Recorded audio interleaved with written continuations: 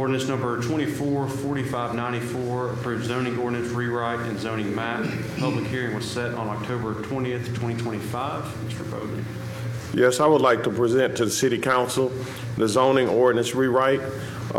This has been several years in the making with several iterations, and we believe that we're comfortable with moving forward with it. As I've perused the document, I've noticed some additional items and changes in zoning classes and condensing and things that would allow us to expedite the development process, such as the director having the ability to make variances within a certain threshold.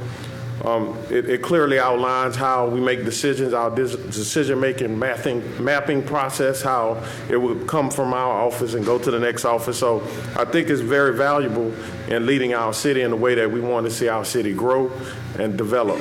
And this is our roadmap. If we do not take on adopting this roadmap, we'll continue to be navigating ourselves through the weeds and through the forest. So I really believe that this document takes us where we want to go. It's a living, breathing document that will require additional work and amendments and text amendments and new ideas and so forth. But if we don't start on it, it'll take us forever to arrive at the place where we want to implement the One Decatur comprehensive plan.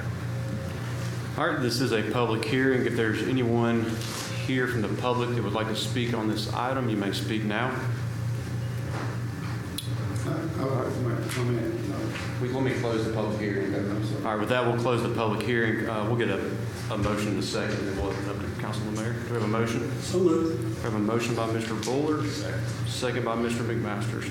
All right, now discussion. You want to go ahead? Yeah, I'd just like to mention that, like Mr. Bowman said, we've worked on this document for many years.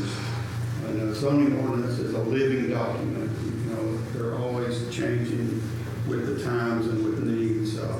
There are a lot of things in this document that we currently don't have in our current zoning documents, such as landscape buffers, ADUs, additional dwelling units, standards. I'm just thinking of things off the top of my head. Standards for mini storage units. There's just a lot of things that our current ordinance does not have that are way behind the time zone. And I think we really need to proceed with this document, and then we will constantly adjust it and make changes to make it a better document. The current ordinance that we've been on my whole time in planning, you know, there's been many changes to it as well. So this is normal for a zoning document to change. Yeah, I mean, I'll kind of echo that. We've been under this last zoning ordinance for over 67 years.